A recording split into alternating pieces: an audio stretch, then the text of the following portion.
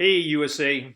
As you know, I'm nobody, just an American, and this is Just an American Moment. This is the podcast where we ask the questions that the mainstream media won't ask, and we provide answers and solutions for those things that the political class can't or won't answer. I'm going to jump right into our topic tonight, which is the presidential speech to Congress last Wednesday and the Tim Scott follow up briefly. I wonder how many of you actually watched that, given it was the lowest viewed presidential speech to Congress in history. And it makes you wonder a little bit how Joe Biden managed to get the largest number of votes in presidential election history. But that's a question for another day.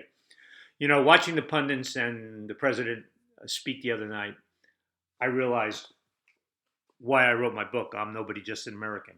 Because I found myself screaming at the TVs, at the lies, at the mischaracterizations. It was just out of control. And the hyperbole.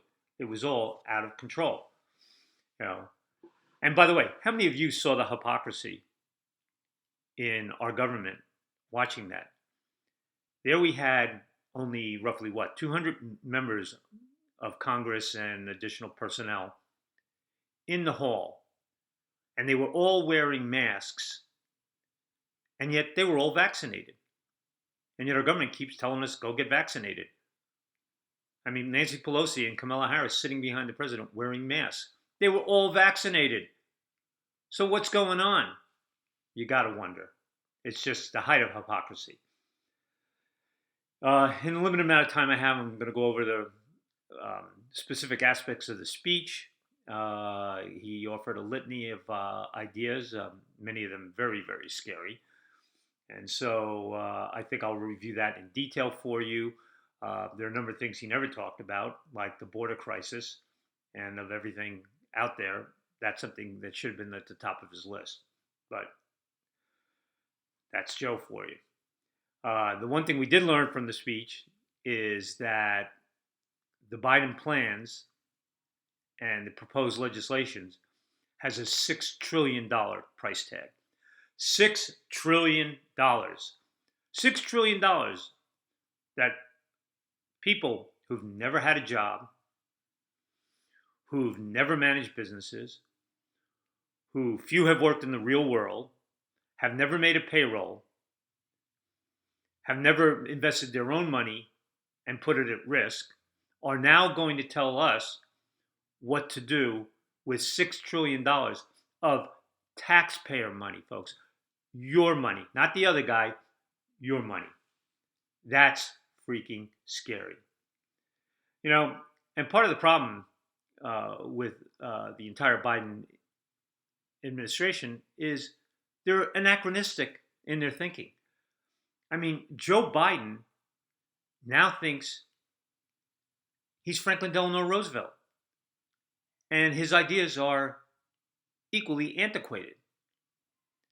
And Nancy and Chucky now think that they're progressives in the image of Teddy Roosevelt and Woodrow Wilson. Guess what? You're not. You're not anything like those people are rolling over in their graves. But I digress. Anyhow, let me jump into the speech. I apologize for reading, but I could never memorize something as boring as a speech. Let's start with point one. Joe goes, 100 days since I took the oath of office, lifted my hand off the family Bible, and inherited a nation. We all did. That was in crisis. The worst pandemic in a century. The worst economic crisis since the Great Depression. The worst attack on our democracy since the Civil War. 100 days ago, America's house was on fire. He is so full of bull. This is nothing but hyperbole. The fact is, a little over a year ago, prior to the pandemic, we had the strongest economy in history. We had the strongest military in the world. We had the respect of the rest of the world. We didn't have all their friendship. We had their respect. Do you think we have that now? No. This was such a downer, I can't even believe it. Then he makes the comment, we have to do more than just build back better. Then just build back better. We have to build back better. What does that mean, Joe?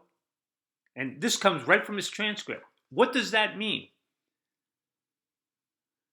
And I'm asking Vice President to lead the effort if she would, because I know she'll get it done. Get it done. This goes to my whole point of what I just said about these people in Congress never managing businesses or building anything.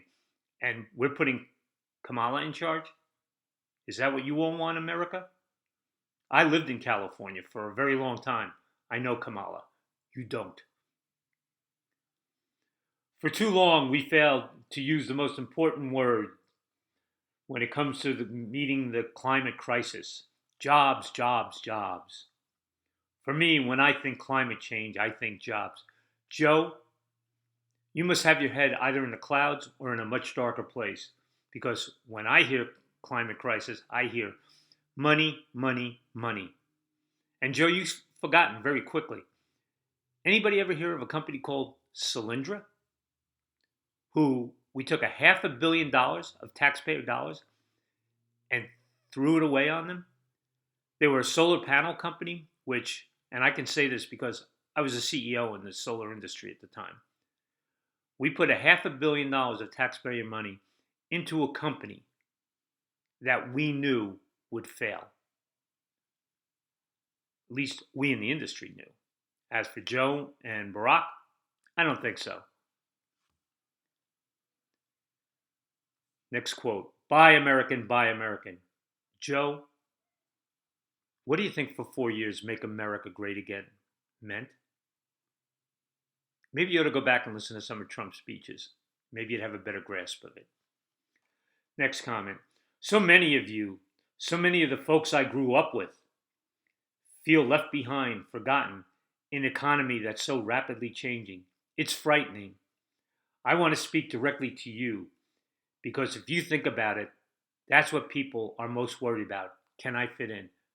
Joe, have you forgotten how old you are? You're 79 years old. The people you grew up with are either long retired because they didn't serve in politics, or they're dead. They're not the ones worried about the economy of the future, Joe. But again, you're an anachronism, and that's why you think like that. The next line: the middle class built the country, and unions built the middle class.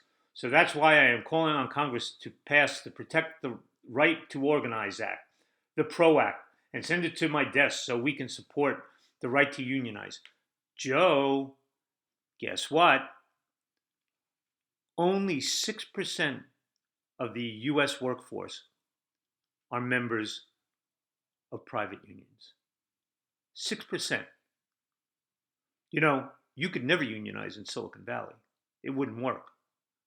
But again, you're living in the past. You think because your father was a union man that this now applies to the country. It doesn't. We're a different country, Joe. The next one's great, his conversation with President Xi of China. He's deadly earnest on becoming the most significant, consequential nation in the world. I told President Xi that we'll maintain a strong relationship in the Indo-Pacific, just as we do with NATO and Europe. Not start a conflict, but prevent one. Seriously? Seriously? How quick they forget. Anyone ever heard of the Spratly Islands? The Spratly Islands in the South China Sea. That was an atoll that was claimed by a number of different nations, Vietnam, Philippines, and others, that China has simply occupied, started putting landfill, started building landing strips, and now have a naval force based at because they wanted a presence in the South China Sea. That all happened under the Biden-Obama administration. It went ignored. They went, no, no, no, we're warning you. Nothing happened. Now the same is happening with China making threats at Taiwan. Joe, you need to read up about China, not worry about getting your son a $1.5 billion loan from the Chinese. Next one. 12 years is enough in the 21st century. I doubt it. 12 years is no longer enough today to compete with the rest of the world in the 21st century. That's why my American Family Plan guarantees 4 additional years of public education. Joe, it's not about public education. Not in the least. It's what we educate our children with. You know, critical race theory and gender diversity is not the education of the future. It'll put us back in the Stone Age. Focus on math and sciences is what we need, not to throw a lot of money at wasted education. The next one, the Affordable Care Act has been a lifeline for millions of Americans. You think? For every case you can show me that Obamacare is a plus, I'll show you one where it's a negative. Too long to get into in this podcast, but I guarantee you, it's not what you think it is. My conversations with world leaders, and I've spoken to 38 or 40 of them, I've made it known that America is back. Joe, we never went anywhere. We had the strongest military in the world, the strongest economy in the world before the pandemic. And it's natural that we will come back unless you do more things to screw it up. The fact of the matter is, America never went away. It only went away for those who are living in La La Land. And I'm sorry about that. I will not impose any tax increase on people making less than $400,000, but it's time for corporate America and the wealthiest 1% of Americans to just begin to pay their fair share. Just fair share. Fair share? Did you folks know that Joe and Jill diverted $13.3 million, which they earned through speaking engagements and book deals, into their own S Corp so they could avoid paying $500,000 in Medicare and Obamacare payments? Check it out. This comes from the Heritage Foundation. It doesn't come from me. Tax the rich, pay their fair share. And who defines what fair share is? A couple of weeks ago, I talked about flat taxes. Maybe the American public ought to take a look at a flat tax where everybody pays their fair share. I kept my commitment to convene a climate summit right here in America with all the economies of the world. A summit right here in America. No, this is where Joe sat in a room by himself wearing a mask, talking to world leaders, listening to how we're going to pay for all this, why fundamentally the rest of the world does nothing. There's no other way to put it. My fellow Americans, we have to come together to rebuild trust between law enforcement and people they serve, to root out systemic racism in our criminal justice system and enact reform in George Floyd's name that passed the House already. This is appalling. Absolutely appalling. I'm so tired of this systemic racism thing, I can't even begin to tell you. It is bull. And now you want to name a police reform bill after someone who is a convicted felon, a drug addict, and someone who resisted arrest and unfortunately ran into a rogue cop. Wake up, America. Wake up, White House. Now I need not tell anyone this, but gun violence is becoming an epidemic in America. In the 90s, we passed universal background checks, a ban on assault weapons, and high-capacity magazines that hold 100 rounds that can be fired in seconds. We don't have a gun epidemic. And in point of fact, gun crimes are significantly lower now than they were in the 1990s. The fact of the matter is that most gun crimes are committed with illegal handguns, not with assault weapons. And by the way, Joe, the assault weapons that you say shoot hundreds of rounds in seconds actually shoot between 45 and 65 rounds over the course of a minute. So get your facts straight. Here's a big one. Immigration has always been essential to America. Let's end our exhausting war over immigration. If you believe we need a secure border, pass it. because it has a lot of money for high tech border security. If you believe in a pathway to citizenship, pass it. There they go again, conflating illegal immigration with legal immigration. Americans, we all love legal immigration. We welcome legal immigrants into this country. We welcome contributors to this country, but we don't approve of people coming here illegally. And Joe and the rest of the Dems seem to want to conflate the two. This is just appalling, and it's an insult to our intelligence. Look, in conclusion, as we gather here tonight, the images of a violent mob assaulting the Capitol, desecrating our democracy, remain vivid in our minds. Lives were put at risk.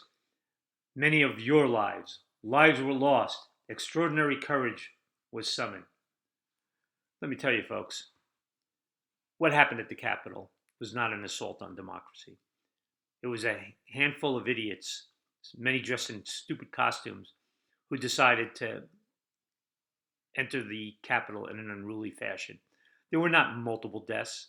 As it turns out, only one death, that of Ashley Bobbitt, was attributed to what took place, and that death was committed by a Capitol police officer at point blank range against an unarmed veteran. And to this day, they will not tell us who shot her and why they shot her. In our first 100 days together, we have acted to restore the people's faith in our democracy, to deliver. No, people always had faith in democracy. What you've done is destroyed it. You've issued countless executive orders. You've encouraged court packing. You've allowed for our borders to be assaulted. You've created factions and divisions. And wearing masks after you have been vaccinated is not restoring our faith in democracy. We're beginning to look more like Venezuela and Cuba than we are the United States of America. Lastly, and now the biggest lie of all, our Constitution opens to the words, as trite as it sounds, we the people. It's time we remember that we the people are the government. You and I, not some force in a distant capital, not some powerful force that we have no control over. It is us. It's we the people. No, Joe, that's what you hear in socialist countries, where the party is the agent of the people. No, this is the American people make this country up, not the government. And we don't make up the government. We decide on the kind of government we want. You need to go back and read your Constitution and get a bit of an education. Folks, I could go on and on. I could have pulled a lot more lines out of that speech, but I want to keep this as short as I possibly can.